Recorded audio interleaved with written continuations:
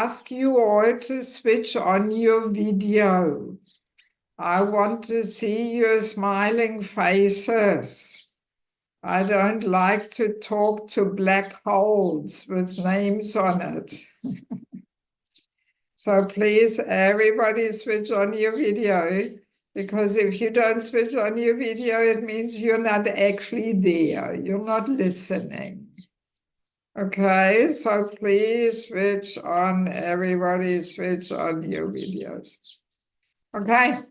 Om Agyantimanasya Gyananjalasalakaya Chakshunmilitamjana Tasmai Shri Gurave Namaha Shri Chaitanya Manupasam Stavanam Yinabhuttale Swayam Upakaramayam Danati Swavanantikam Namam Vishnavada Kishabasa Bhuttale Srimate Bhaktivedanta Swaminiti Namane Namaste Saraswati Deve Gauravani Patrayane Nivishesha Shunyavari Pasatari Satarine Vanchakapa Jivasa Kripa Sinuevacha Paditanam Pavanebhyo Vaishnavebhyo Namo Namaha Jai Shri Krishna Chaitanya Prabhu Nityananda Shri Advaita Gadada Srivasadi Gaur Bhaktavinda Hare Krishna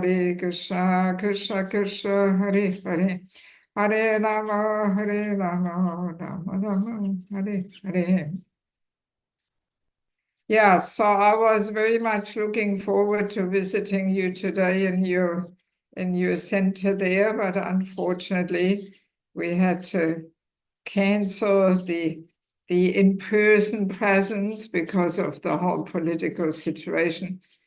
So yeah, but then the idea came up to do it on Zoom. So Zoom is better than nothing. And let me share a few little points about my humble self, because I heard that so many devotees in your community are from Bangladesh. Is that right? Yes, many people are from Bangladesh. But Mataji, today's online, actually they are not there because they don't have directly. This is totally an Indian community who is sitting here. Ah, but what about there, in the background from you? Yeah, the whole sitting here also is Indian crowd, because we had a Pushpabhishek separately, which we planned with the Balutsav parents and children. So they are all here. The other program, which we are supposed to have it at night, was cancelled. So they are not gathered there at all. Oh, okay. Because I wanted to share that for the last 25 years, I've been spending a lot of time in Bangladesh. And Bangladesh is such an amazing place. Most of Mahaprabhu's associates come from that part of the world. So, and over 25 years, I learned so many things which highly, impacted my humble preaching efforts and my personal practice. So Bangladesh is playing a very important part in my life, because it is actually the main part of the world where we can still experience Vaishnav culture to this very day. When I'm traveling there, I feel like I'm entering Chaitanya Charitamrita. All the bhajan kirtan, Vaishnav hospitality, prasadam culture, it is all still going on like mad. So very special place. And because I received a whole transformation there, that inspired me to establish an institute for spiritual culture. I have some little brochure here. So I'm spending every year 3 months in Mayapur, and I'm teaching all different courses there. I just came 3 days ago from Mayapur, actually. And yeah, so I'm teaching all different courses there. And now I'm putting the courses in book form, because not everybody can come to Mayapur and take courses. So that's why I put them in book form. I've published 6 books. maybe at the very end of our little session here, I will show you the books, especially those devotees who are here now in the Middle East, because that's where I am now. I'm in Dubai. So I have some books with me here, and I wanted to bring them to the program tonight. But if you want some books, then you can let me know, and I leave them here with Jagajiva Prabhu, and you can pay him the Lakshmi, and then he will pay me the Lakshmi, and you can get the books like that. Because how much do people remember from a seminar? Usually not so much, but a book is much more substantial, right?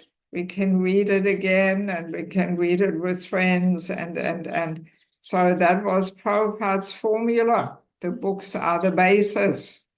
And I am using the same formula actually for my humble preaching efforts. Yeah, so I am spending every year 5 months per year preaching in India and Bangladesh, and 7 months all around the world, USA, Canada, Australia, New Zealand, South Africa, Mauritius, Kenya, all around Europe, so many different places. So yeah, this is about my humble self. So now just to give me a timeline, when would you like me to finish?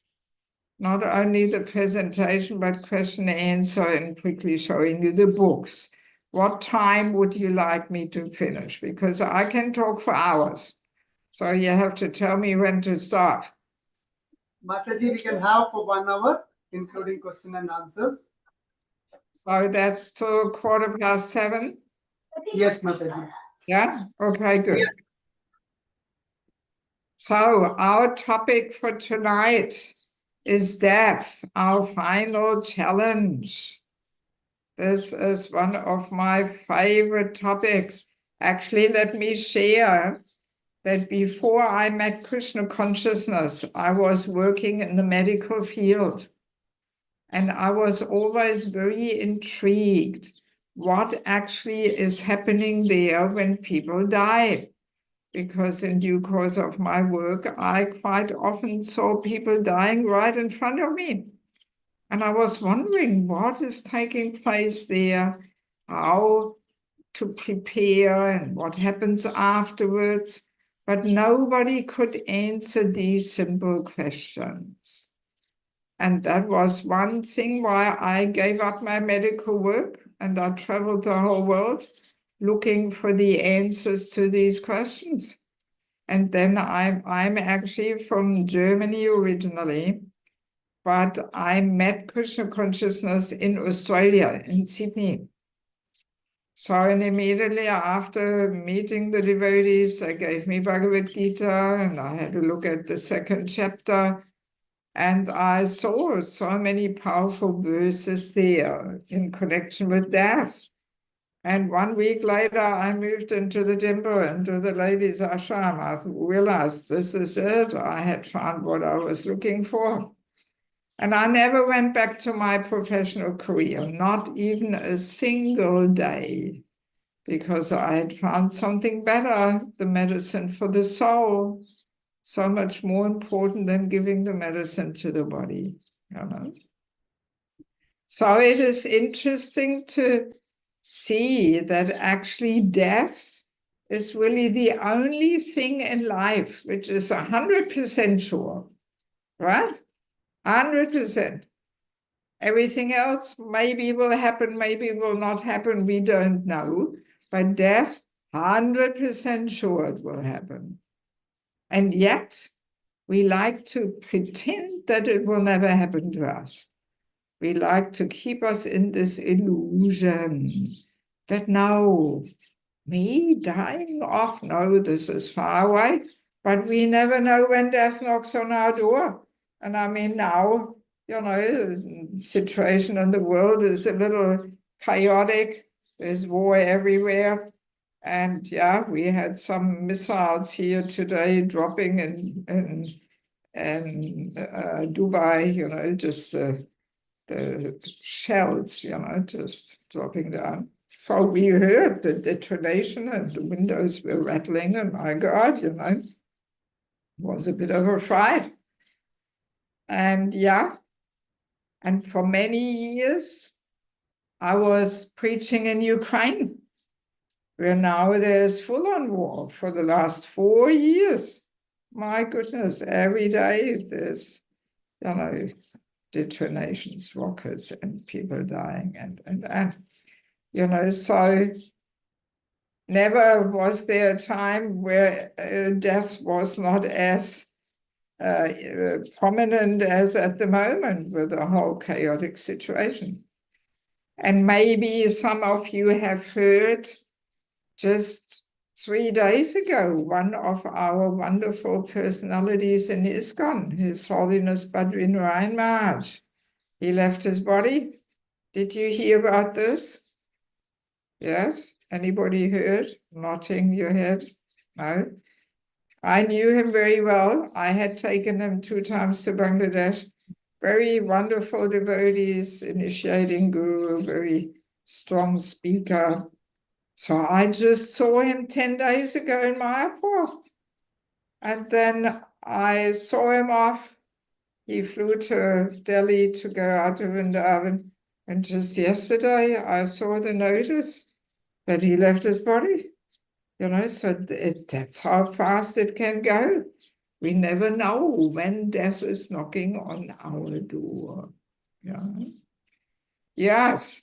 So, and we may also know that Yamaraj once asked Yudhisthira Maharaj, what is the most amazing thing in this world?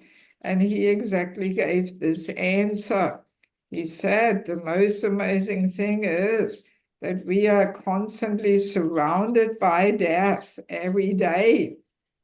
Somebody is dying somewhere, and if not human beings, then animals, insects, and. So we are surrounded by death, and yet we think it will never happen to us. That is the most amazing thing. That's what he answers. Yeah, so and interesting to observe that actually a devotee and a non-devotee, they have a very different approach to this topic of death. Actually, for a non-devotee, it's the most horrifying, the most ghastly, the most unwanted moment in life is death. And we try and avoid it by hook or by crook.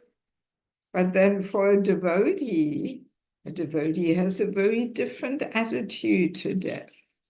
For a devotee, it is finally that glorious moment when we can get on the plane back home, back to Godhead. Yes, it is actually, as we prepare seriously for that moment, it is something to almost look forward to get out of here.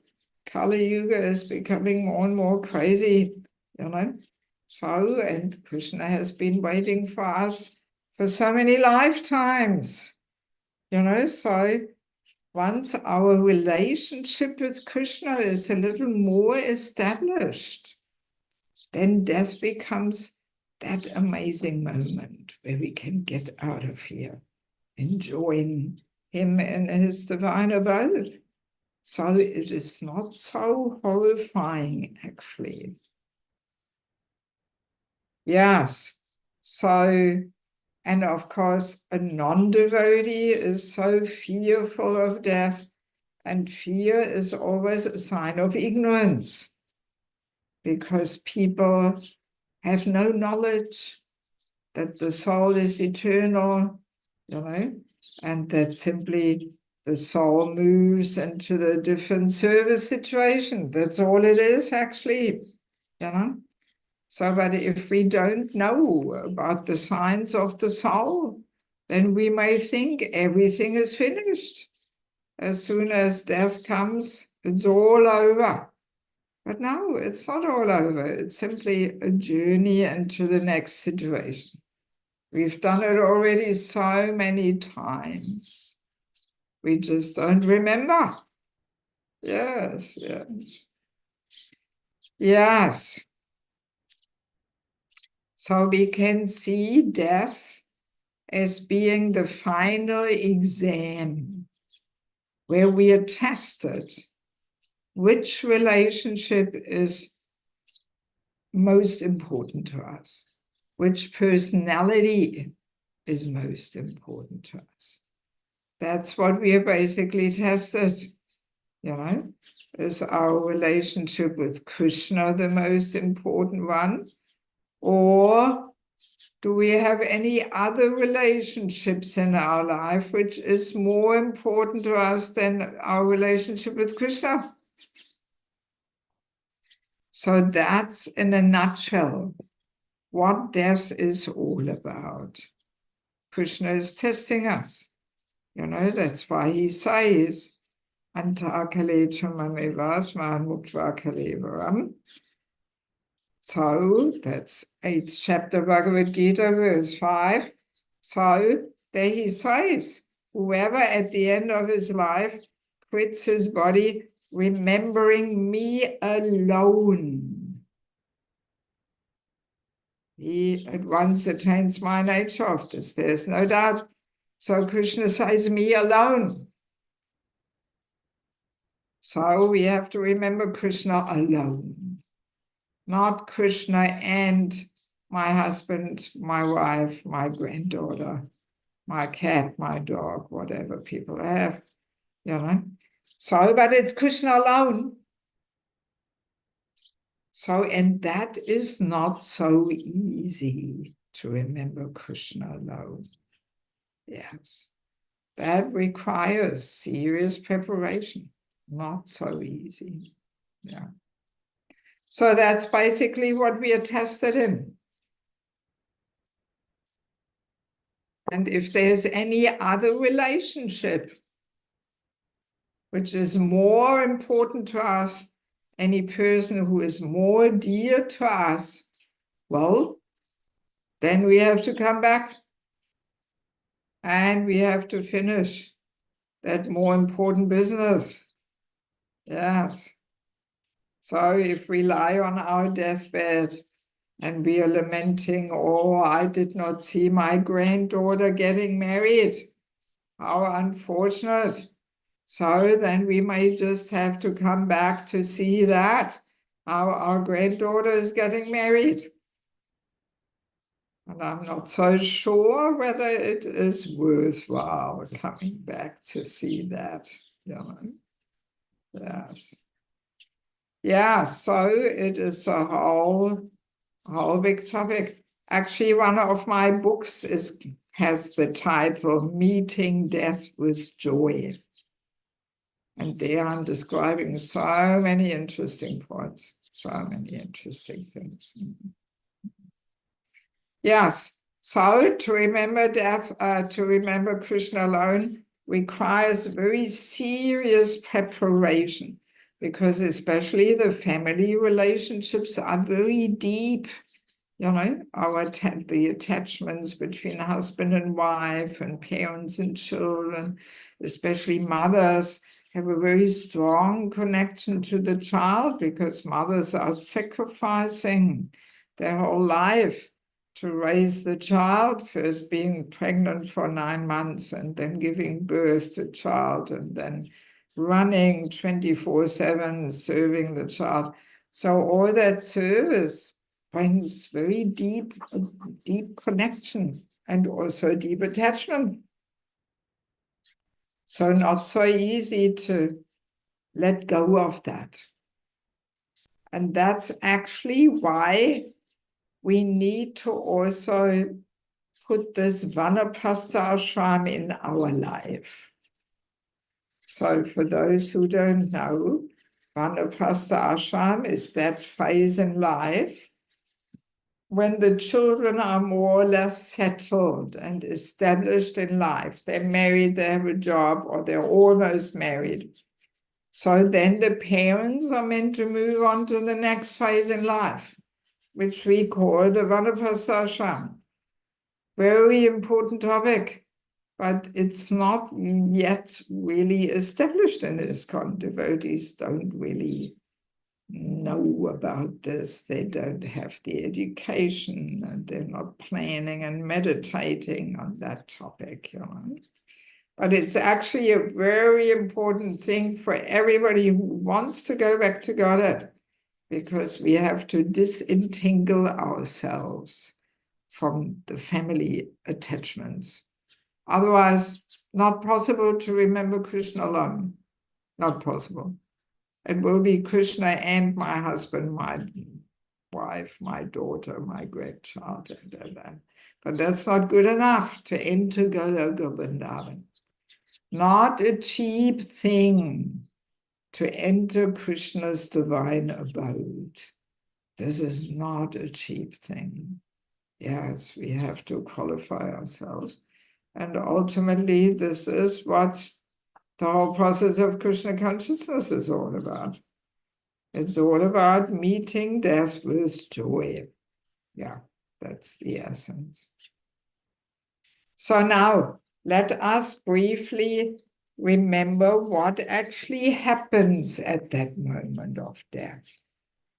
So, as we know, the soul is covered by the gross body made from earth, water, fire, air, ether. And then there's also a subtle body made from mind, intelligence, and false ego, right? So, and at the moment of death, the soul simply leaves this gross body behind. In the Bhagavad Gita, we have this analogy like we give up some old and useless clothes and we accept a new set of clothes, right? So the soul leaves the old and useless gross body behind, like some dead shell, and the subtle body of mind, intelligence, false ego takes the soul to the next destination. Yeah, that's what's happening. So, yeah, it's simply a mysterious transformation, you know? And such kind of transformational processes, we also know them in nature, like a caterpillar leaves the old and dead caterpillar shell behind and flies off as a butterfly, right? Yeah. So that's basically what death is all about. Actually, as we confront ourselves more with this topic and we get some knowledge, we actually realize it's not such a big deal. We've done it so many times already. We don't remember it anymore, but it's simply a transformational journey into another situation. So, not so horrifying, actually, you know? Yeah.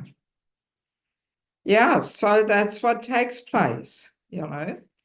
And yeah, also in nature, we have, for example, the snakes. They hibernate in the cold season. They go in hiding. And all right, they don't give up the body. They stay in the same snake's body, but they enter some deep unconscious state, some deep sleep. And they don't drink or eat or nothing, you know, for quite a few months. I mean, that in itself is quite a mystery, how an organism can stop eating, drinking for so many months and still survive. So, and then when the cold season finishes and the hot season comes, spring comes, then they come back to life and they start all over again with their activities. So that's basically what happens at death, that we simply enter an inert state, Prabhupada says. A deep sleeping state, a state of unconscious existence. So, and then we start all over again in a new body. That's basically what happens, you know? And depending on the subtle body of mind, intelligence, false ego, depending on the attachments and the desires and the impressions in the subtle body, and of course also our activities we performed, that all determines our next existence. Yeah. And we can only go back to Godhead if the subtle body of mind, intelligence, false ego is fully spiritualized, that all the material impressions are replaced with spiritual impressions and spiritual desires and spiritual attachments. So the subtle body of mind, intelligence, false ego has to be fully spiritualized. And only then we can go back to Godhead. Yeah. But as long as there are some material impressions in that subtle body, then that subtle body forces us to take another birth. Yeah. That's what happens, you know. Yeah, so it is all very scientific, you know, whether we believe it or not, it doesn't matter. That's how it works. And just to illustrate, you know, the laws of reincarnation of karma, I want to share a little story, not from the Shastra, but from the modern days of ISKCON. Maybe some of you have heard the story before. There was, when Prabhupada was in this world, he had one disciple called Raghava Das. Anybody heard the story of Raghava Das? Yes, no? No. No. Okay, so it will be a new story for you then. Yes, Raghava Das, he lived in London. He was British and he was a brahmachari. And during the week, he used to go out and book distribution and Harinam. And on the weekend, he came back to the temple, Bhaktivedanta Manor, outside of London, and he was serving there in the kitchen. So, and one day it so happened that they had a car accident on the way back to the temple. And Raghava Prabhu left his body pretty much on the spot. So the devotees, of course, were a little disturbed, wrote a letter to Prabhupada, oh, Prabhupada, Raghava Das left his body, and. But of course, Prabhupada had the fully spiritual vision, and he was saying, no problem, he will continue in his next existence, in his next life. That's what Prabhupada said. He knew he was not going back to Godhead. So, and then, this is what happened. That Raghava Das, who was in a British man's body, he took birth in an Indian Mataji's body, also in London. Her name is Ratnavali Devi Dasi.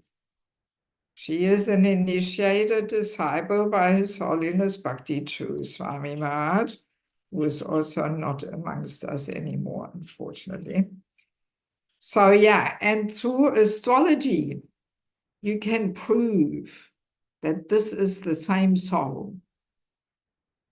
The same soul that was before in Raghava Das's body, British man's body, is now in Ratnavali Mataji's body and an Indian Mataji's body. Yeah, If you Google Raghava and Ratnavali, you get the whole story, but please don't do it now. We can do it some other time. And, Ratnavali, she was born in a Vaishnava family. That's what Prabhupada says. If we don't finish this life, our business, then we continue where we left off. We take birth in a Vaishnava family, so that's what that soul did. And from a small age on, she had a very strong attraction to Krishna consciousness. And when she got a little older, often in her dreams, she saw all kinds of episodes from her life as Bhagavatas. Yes. And then also in London, there's one Prabhupada disciple who knows the art of putting people under hypnosis. And under hypnosis, you can remember your previous life. So Ratnavali Mataji was doing that, and she remembered so many episodes in her previous life, from her previous life as Raghava.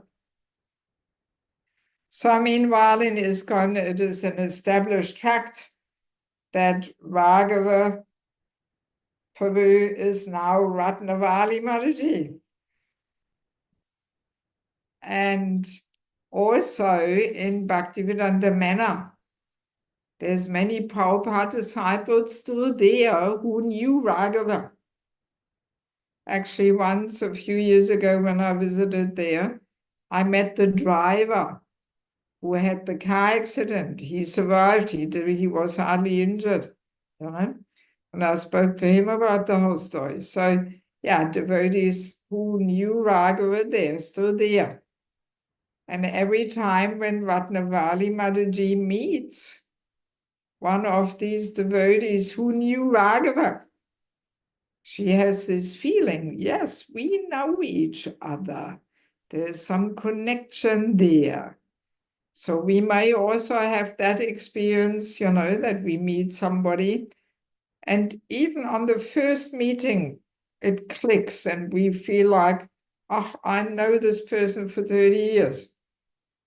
So very often this could indicate some connection in previous life, like that. So now when His Holiness Bhakti True Swami Maharaj heard about the story the first time, this is about 20 years ago or something, then he asked Ratnavali Mataji a question. So what would be the most obvious thing to ask? Yes, but hard to be interactive here on Zoom. But what would be the most obvious thing to ask? Well, let me help out and tell you. So he asked her, what the hell happened? You were in a British man's body, and now you're in Indian Mataji's body. So how did this happen? What did you think at the moment of death? Right? That would be the most obvious thing to ask, considering that first he was in a British man's body, now he's in an Indian Mataji's body. So how did this happen? So, and Ratnavali Mataji researched that topic. And she asked all different Prabhupada disciples who knew Raghava. And yes, then some Prabhupada disciples remembered, oh yes, when Raghava came back to the temple and was serving in the kitchen, there was an Indian Mataji there, also serving in the kitchen. Okay, so now we may be smiling and thinking, oh, just see, he must have had some love affair with her. He must have been very attracted to her. But believe it or not, it was the opposite. They always had some tension in their relationship. They were arguing. Yeah. So there was some aversion there, some dislike. So now we have the saying, attraction and aversion are the two sides of the same coin, right? Maybe some of you have heard this. And also in Bhagavad Gita, there are verses and statements where it says that we have to overcome the aversions too. They are also binding us, you know, because when we are strongly averse to somebody or something, it's also based on a certain attachment, a material attachment, an attachment of being averse. That's also material attachment. And that also binds us. It occupies some space in our mind. And then our mind is not fully spiritualized. And our mind will force us to take another birth. So this is something which we often forget. We think that only the attractions we have to give up, but not the aversions. So yes, but now we have to, resolve the aversions just the same. Otherwise, they force us to take birth again. That's what happened to Raghava. So when I heard this story the first time about 20 years ago, it really touched deeply my heart, because I started realizing, wow, it's not so easy to go back to Godhead. We may think, well, Raghava Prabhu was a Prabhupada disciple, he was a book distributor, he was a brahmachari. Surely he would have gone back to Godhead, dying on the battlefield. But no, he didn't. And Prabhupada knew it. Prabhupada said he will continue in his next life.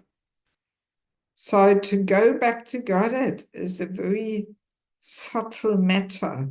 The whole subtle body has to really be transformed.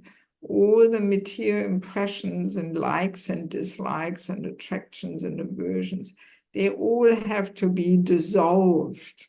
Yeah. So not so easy. And another thing, of course, which really, another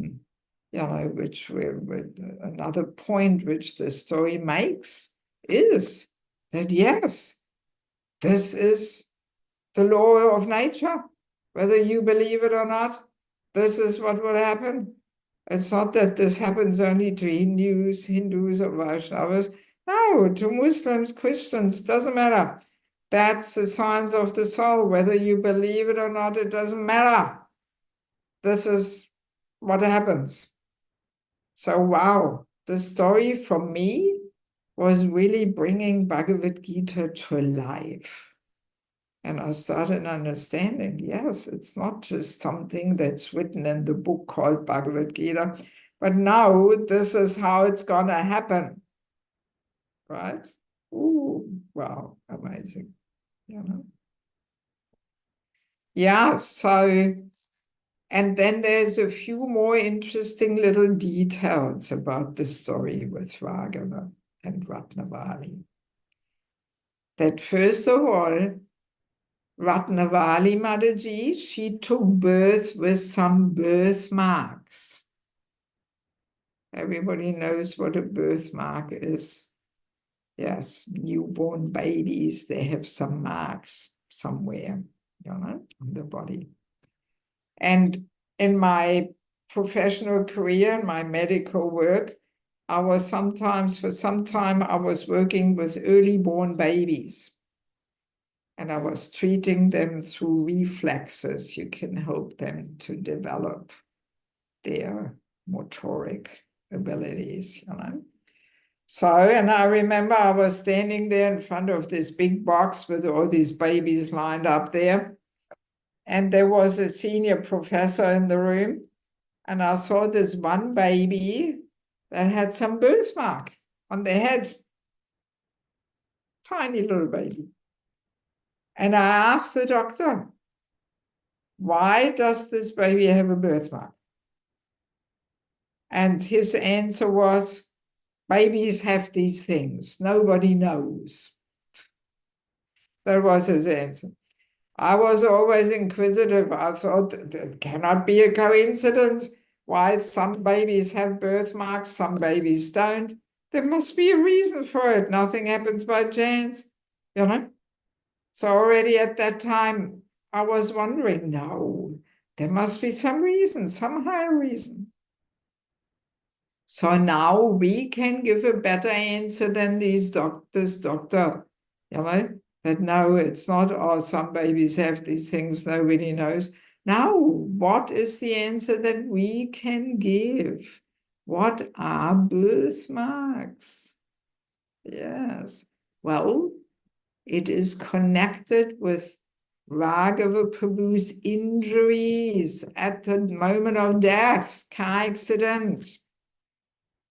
He exactly had his injuries where Ratnavali Mataji has her birthmarks. Ratnavali Mataji has a birthmark on the head and across the belly. And that's exactly where Raghava Prabhu had his injuries. He had a trauma on the head and across the belly. So now this is a rather interesting point, that when a person leaves their body and with a traumatic impact, like an accident, then the mind thinks, oh, my head, oh, my belly. And these traumatic impacts, they are, impressed into the mind. And as we said, subtle body of mind, intelligence, false ego, take the soul to the next gross body. So this impact, or my head, or my belly, travels with the soul in the subtle body. And already in the next room, that, person contemplates already in the room, or my head, or my belly. So, and then in the womb, that contemplation forms birthmarks. Wow. Isn't that amazing? Huh? Isn't that amazing? Yes, it is. It's a medical proof how the soul moves from one body to another on the subtle body of mind, intelligence, force, ego. It's a medical proof. And meanwhile, also the medical science has come to this conclusion also.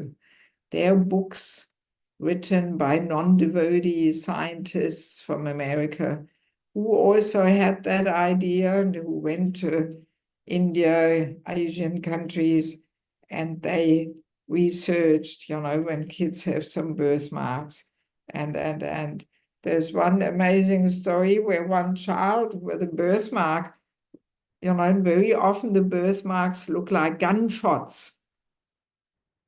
Somebody shooting in the head, So because many people die in gunshots, either crime or war or this or that, So there was one young child who remembered, yes, this man down the road, he killed me. And then this, person doing the research followed up on this information, and they indeed found this information in some books there in the village or what, that there was this crime where a certain man killed one other person.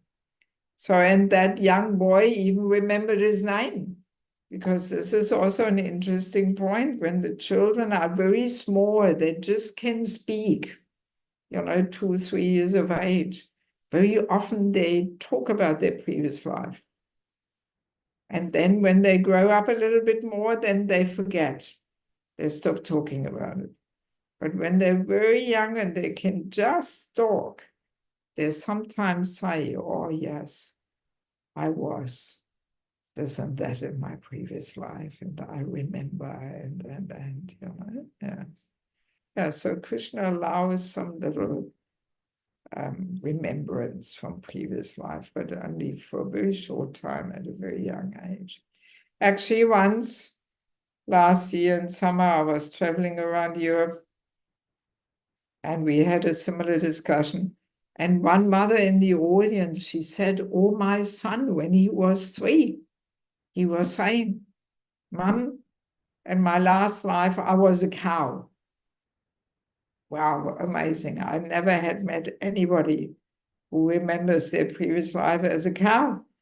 And now the interesting thing was that in that community, it was a farm community, there was one family who had 300 cows. And when I visited there last summer, they had only one cow left. All the cows died over the years. So, and this boy was saying, "I was a cow in his herd. And on this field, I was grazing, and that's where I left my body." Well, Prabhupada said, from cow, monkey, tiger, next life is human life. So naturally, if cows are kept by devotees and they hear the Maha Mantra and get some prasadam and so most likely then that soul takes birth in a Vaishnava family. And that's what happened to this boy. So we were joking and saying probably these 299 cows who left their bodies, they all took birth as kids in their community. Yeah, so it is a very interesting topic, how the soul moves on. And yes, this topic of the birthmarks. Ooh, did you hear that bang? Yes. That's why we canceled the program tonight, because there's again some banging happening. So in any case, these birthmarks, that is really the medical proof how the soul transmigrates from one situation to another. Yes. And there's another little interesting story in regards to Raghava and Ratnavali Mataji, that I saw some pictures. I saw a picture of Raghava, I saw a picture of Ratnavali Mataji, and I saw a picture of Raghava, the lady who served in the kitchen. And when I saw these 3 pictures, I couldn't help but laughing. Why?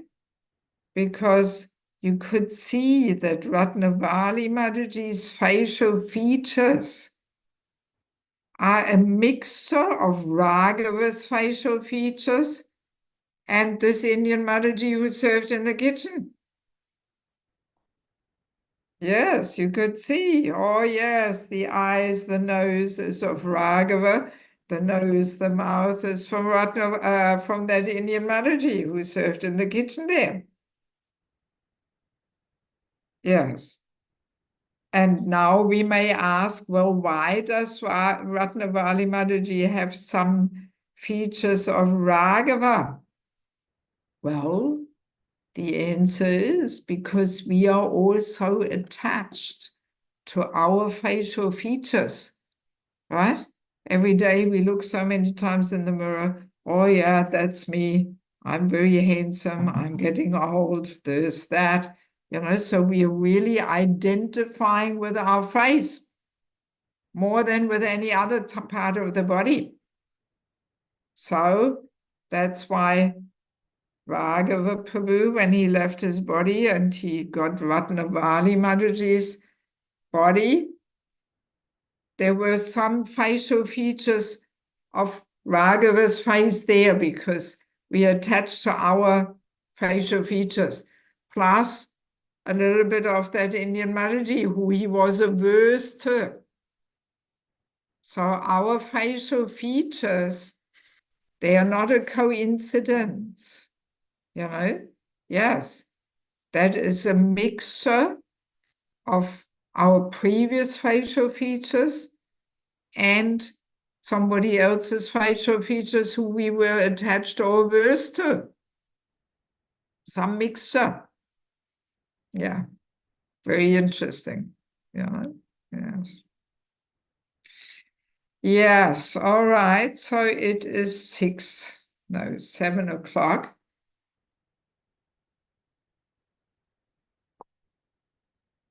Well, maybe I will quickly take the opportunity to show you the books I've published. First book is called Spiritual Culture, Krishna's Divine System. This book is all about women. We women are very powerful. We have a very powerful Shakti. And Bhagavatam says we should empower the man. We should inspire the man with our feminine Shakti. And we should not compete with the man. But now man-woman equality, the women often become very dominant and competitive. And that is very frustrating for a man, actually, because a man needs to be the hero for a woman. Yeah. So, but if she wants to be the hero herself, that completely disempowers a man. So this is a very important topic. Yeah. So every woman should read this book. Even young girls, 14, 15 years of age, you can read this book, no problem. Yeah. And then you will understand how we are meant to use this feminine energy, you know. And it really improves married life. I have a few success stories where this book actually saved people's marriage. Because we women are so powerful. We can bring the very best out of a man, or we can destroy him and ruin his life. That's the power of a woman. Yeah.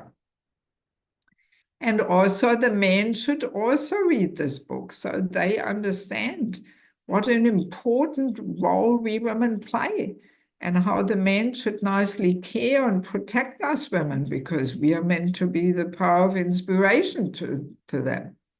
Yeah, so very important. Then we have sheltering relationships. This book is all about the importance of having a counselor. That just having Diksha, Shiksha, Guru, not enough. We need some regular guidance on a very regular way. You know, how to move forward in our life, how to balance our life. And otherwise, if we don't have that, then very easily we stay in our comfort zone and we become stagnant. Yes. So when we read this book, we will be convinced that without having a counselor and eventually becoming one to others, we actually cannot make advancement. Yes. So important topic. We have lost so many devotees over the last 50 years because we did not understand the importance of counselor. Yeah. So then we have the false ego, our constant companion and troublemaker. I think the title speaks for itself. False ego is so subtle. We easily miss it. We don't even identify it. And it can create so many problems in our relationships, like family life can be a battlefield of false egos. Who is right, who is wrong? Just see, I told you, didn't I? And. Yes, and for example, when we get offended, so often that happens. What is it? It's the false ego crying for justice and fairness, like that. And in this book is also a chapter on chanting the holy name. I do conduct holy name retreats all around the world. So there's like a summary of a holy name retreat in there. How to chant in japa and in kirtan So it actually subdues and dissolves the false ego. Yeah. Then we have entering the Grihasthashram. This is a handbook for matchmaking. How to see that a boy and a girl are compatible for marriage. Because now, especially also in India, people mainly look at caste and money, but they don't look at all different devotional levels of compatibility. So here you find a whole list of over 200 topics which a boy and a girl should discuss with a cool head to see, are we on the same page? Do we have similar goals and moods and visions of life and standards we want to follow? And yeah, because now the divorce rate is going up in India as well as everywhere else in the world.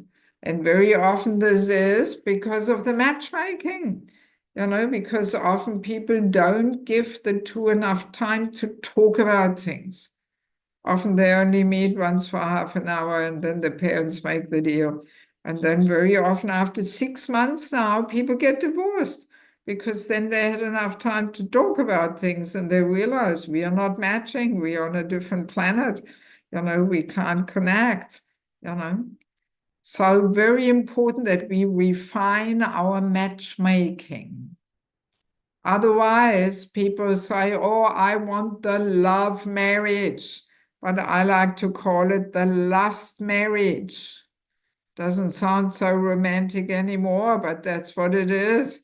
So better we have to fine-tune and improve our matchmaking because the lust marriage is not offering the solution. We have that experience in the Western world that even brings up the divorce rate even more. So we need somebody who helps us to see who could be compatible, and then we have to talk about things, and then only then we make the decision. So every unmarried person who would like to get sooner or later married should read this. Especially also the girls, because even when they're 14, 15, this whole girl-boy topic is always in the back of the minds. So the girls should read it. The boys, they come a little later when they're 25, 26, and they're more interested in this topic. And the parents should read it. So they educate themselves how to find a nice, compatible spouse for their children. Then we have family life as an ashram, secrets of success. How to create the culture of bhakti in our home. Because in many people's home life, it's not a suitable place for cultivating bhakti. We need some education. We have to change our lifestyle, our habits, and it's a whole big thing. So this is like a handbook for successful Krishna-conscious married life. Yeah, with so many practical details, but all based on Prabhupada, mainly on the Bhagavatam. Yeah, very useful. And there is also a chapter on physical intimacy in marriage, how to actually live the principle of no illicit sex life in married life. There's a bit of confusion over this. Nobody talks about it. People are often at a loss how to make things work. So I did some research and I came across interesting episodes with Prabhupada where he says things which most of us haven't heard. And that adds a whole different perspective to the topic. So I highly recommend you to get this book. This book should be in every household. It's like the Shastra to successful family life. And if the children grow up in this culture of bhakti, then they become very naturally devotees. But if the culture is not there and it's some modern Western lifestyle, then the kids will not take to it. And as soon as they're 16, they walk out and they want to enjoy life. So in my last book is the Vanaprastha Ashram, Meeting Death with Joy. So here you will find the story of Raghava and Ratnavali Mataji and so many more interesting things about death. And what is this Vanapasta ashram? How we are meant to live this last phase in life when the children left home and are established. Yes, and let me emphasize again, all the books, each book is actually a 15-hour course. So already here in Dubai, I had a few programs. Many devotees take the whole set, especially the preachers take the whole set, because they can use them to train the devotees in their community. You know, all they have to do is read 1-2 chapters, take some notes. Prabhupada's quotes are there, ready as your seminar. All around India, I travel a lot in India, Pune, Chowpatty, Hyderabad, so many places. And most temples, they have these books in their library in the ashram, the preachers use them and that. Yeah, so now for Middle East here, I am distributing the books for 50 dirham each, which may sound a lot, but actually it's not, because I have to send them by courier from Mayapur, which is quite costly. And I saw in the shops, 50 dirham. If you buy 1 kilo of walnuts, you pay 50 dirham. So one book is just the price of 1 kilo of walnuts. It's not that much, you know. But if anybody wants to get the whole set, we give a little discount, 270 dirham for all 6 books. So yeah, I have some books with me here, which I had all packed in boxes. I was all ready to go and visit you tonight and stay there overnight. That was the plan. So yeah, if anybody wants some books, it would be just such a great honor and pleasure that at least the books can go to you. If I can't go to you, at least the books can go. And yeah, I don't know how you would like to do it, whether you want to see now on the spot, whether there's somebody who wants to get some books, or who is the leader of your community? Where is he?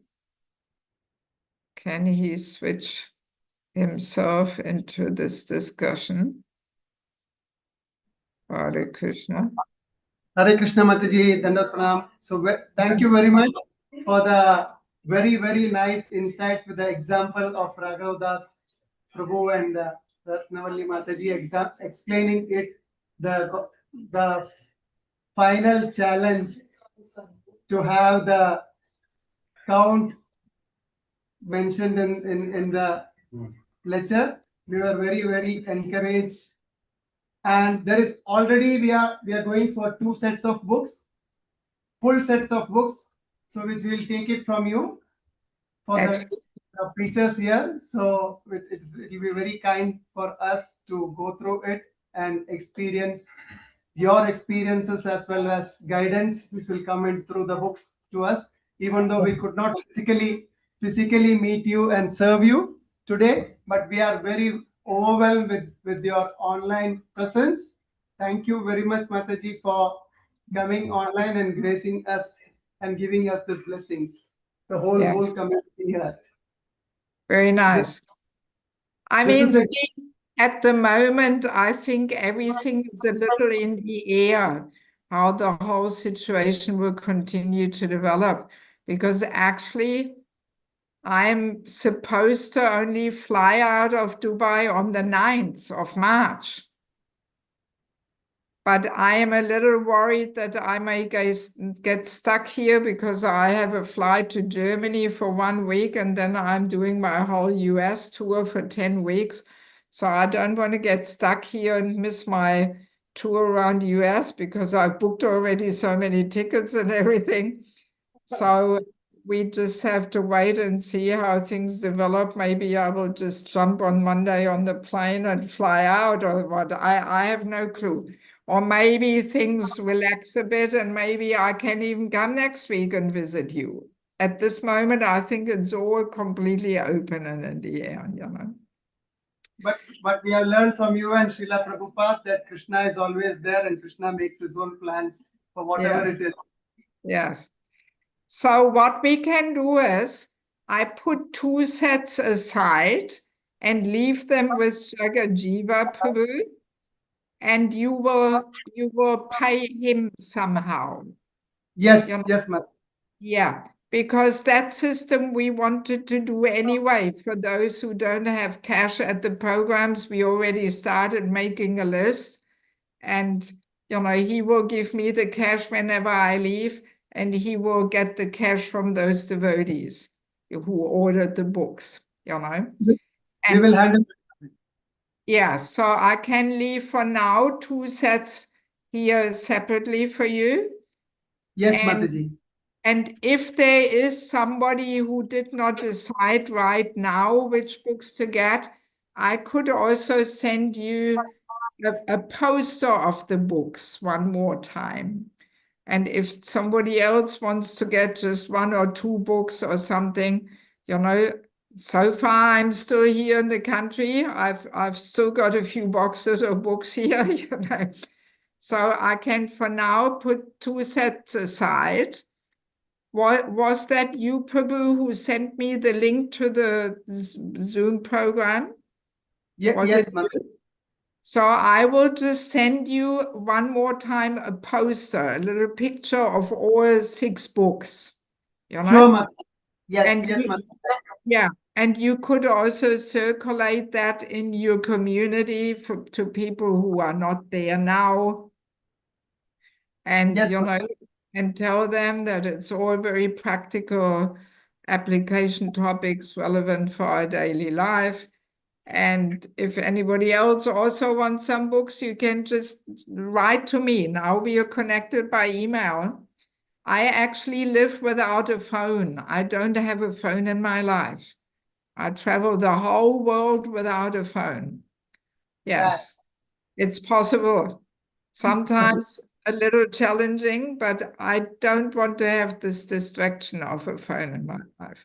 So I'm not, huh? Unbelievable, Mataji, but still, we will try to follow whatever you are saying without a phone. See, people always ask me, Mataji, how do you get anything done without a phone? And I ask them, how do you get anything done with a phone? I wouldn't get anything done if I had a phone in my life. You know, I'm too busy to look at videos and photos and all this stuff, you know. But yeah, then let's do like that. I put 2 sets of books separately, and I put your community on my list here. And then Jiva Prabhu, he has to collect the money from you, and he will give me the cash, and I will leave the books with him. Okay, Okay? Mataji. Those, Okay. in case if anyone wants from India also, I will give your email ID so that they can contact you, because there are some Indian devotees who are online. So Yeah. if they are interested in any of the books, I will give you your email ID so that they can contact you and you can reach to them. Yeah, we can do that. Okay. Thank you very much, Mataji. Yes, thank you for coming up with this idea to do it over Zoom. I didn't even think of it. So that was a very nice idea, because I was a little disappointed when we had to cancel all of a sudden the program, you know. I was all ready to go. I packed all my little hand luggage with my pajamas and everything. Everything was ready, you know. So, but that's how life is like, you know. We, Okay, we, so thank you. we all want to do a Vaishnava pranam, so we will please accept our humble obeisances. Vancha kalpa sarupyasya kripa sindhya. Pratitanam Pavanebhyo Vaishnavebhyo Namo Namaha. Our grace Devaki Mataji ki jai. Divine Grace Srila Prabhupada ki jai. Jai Gaur Premanande. Hare Hare Bol, Hare Krishna. Yes. Damodar Desh ki jai. So thank you very much, and I hope one day somewhere we will meet in person. Okay? Hare Krishna.